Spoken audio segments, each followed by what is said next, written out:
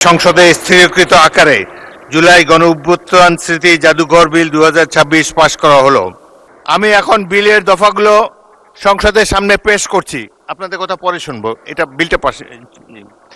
আপনার সংসদের সামনে প্রশ্ন হচ্ছে বিলের দফা 2, 3, 4, 5, 6, 7 সংসদীয় আকারে দফা 8, দফা 9, 10, 11, 12, 13, 14, 15, 16, 17, 18, 19, 20, 21, 22, 23, 24, 25, 26, 27, 28, 29, 30, 31, 32 এই বিলের অংশ হিসাবে গ্রহণ করা হোক।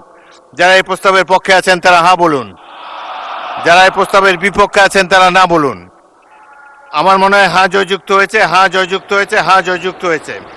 অতএব বিলের দফা 2, 3, 4, 5, 6, 7 সংসদীয় আকারে দফা 8, দফা 9, 10, 11, 12, 13, 14, 15, 16, 17, 18, 19, 20, 21, 22, 23, 24, 25, 26, 27, 28, 29, 30, 31, 32 এই বিলের অংশ হিসাবে গৃহীত হলো।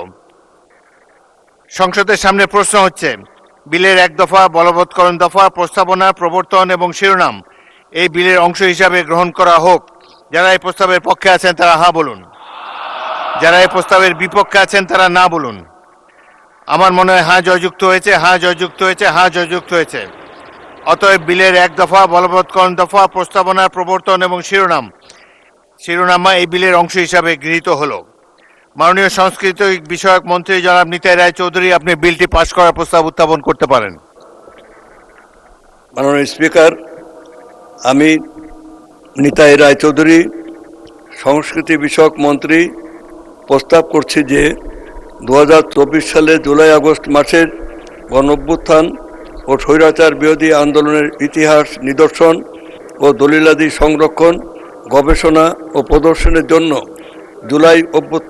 জুলাই গণঅভ্যুত্থান স্মৃতি জাদুঘর প্রতিষ্ঠা ও পরিচালনার উদ্দেশ্যে আনিত বিলটি জুলাই গণঅভ্যুত্থান স্মৃতি জাদুঘর বিল 2026 পাশ করা হোক। সংসদের সামনে প্রশ্ন হচ্ছে সংসদে স্থিরীকৃত আকারে জুলাই গণঅভ্যুত্থান স্মৃতি জাদুঘর বিল 2026 পাশ করা হোক। যারা এই প্রস্তাবের পক্ষে আছেন তারা হ্যাঁ বলুন, যারা এই প্রস্তাবের বিপক্ষে আছেন তারা না বলুন। আমার মনে হয় হ্যাঁ জয়যুক্ত হয়েছে, হ্যাঁ জয়যুক্ত হয়েছে, হ্যাঁ জয়যুক্ত হয়েছে। অতএব সংসদে স্থিরীকৃত আকারে জুলাই গণঅভ্যুত্থান স্মৃতি জাদুঘর বিল 2026 পাশ করা হলো।